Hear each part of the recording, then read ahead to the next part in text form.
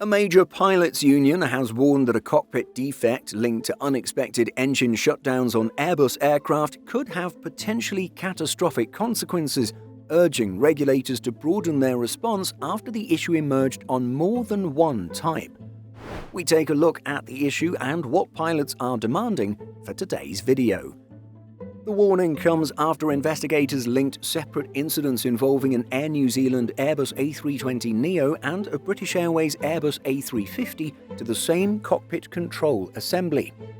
While European regulators have already acted to address the issue, the British Airline Pilots Association, or BALPA, argues the risk extends beyond the aircraft originally covered by safety directives.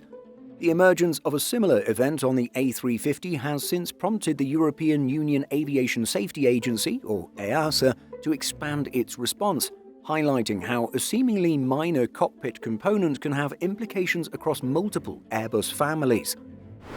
The chain of events began in December 2024 with an Air New Zealand Airbus A320neo that suffered an unexpected engine shutdown about 15 minutes after departure from Wellington.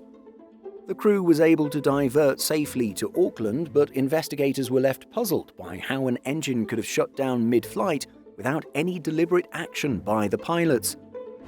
Their investigation quickly focused on one of the most safety-critical controls in the cockpit, the engine fire shut-off switch, a physical cockpit control that sits high on the overhead panel, recessed and guarded, and is not part of the normal scan unless a fire warning is active. It works in conjunction with Airbus's Electronic Centralized Aircraft Monitor, or ECAM, which continuously monitors aircraft systems and guides pilots through abnormal and emergency procedures. In the event of an engine fire or severe damage, ECAM presents the appropriate checklist, but the engine is not isolated automatically. The crew must manually activate the fire shut-off control, which closes the fuel shut-off valve and isolates hydraulic, pneumatic and electrical systems associated with that engine.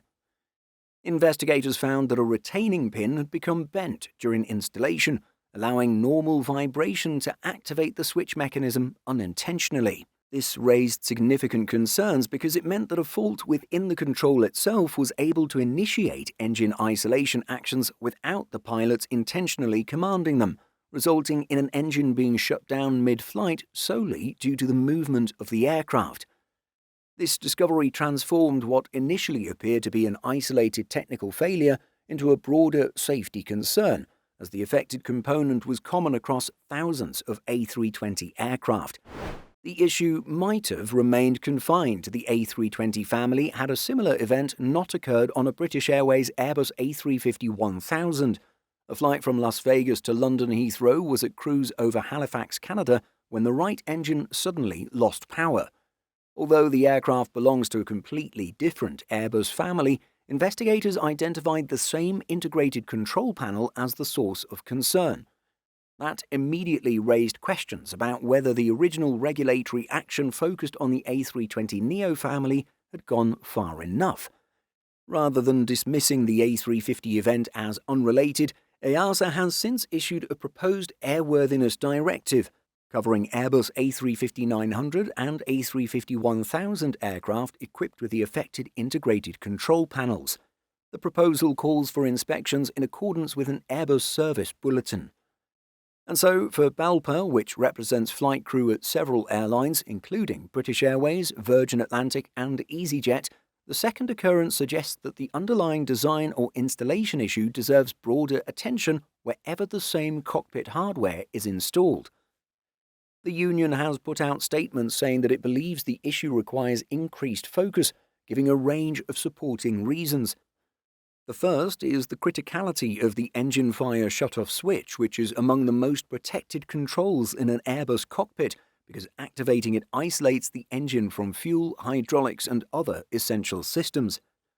Secondly, while BALPA acknowledges that the likelihood of another uncommanded shutdown is low, it stresses that if it were to happen, it is something that would be easy for the pilots to miss, with the union saying, "When the switch releases mechanically, the visual cue is subtle, especially at night in a darkened cockpit, although you might hear a slight click as it releases. This makes a popped fire switch surprisingly easy to overlook."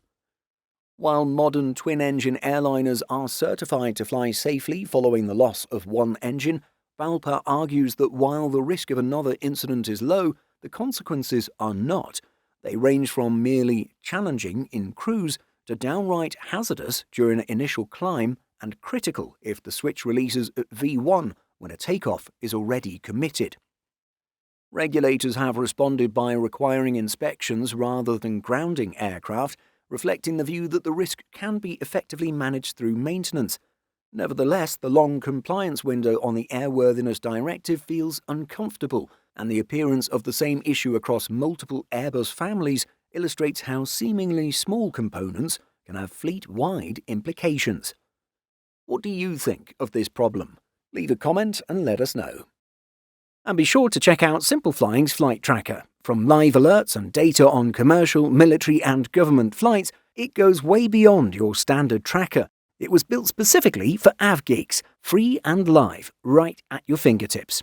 In addition to our daily YouTube videos, Simple Flying publishes over 150 articles every week. If you're looking for the latest aviation news and insights, visit simpleflying.com.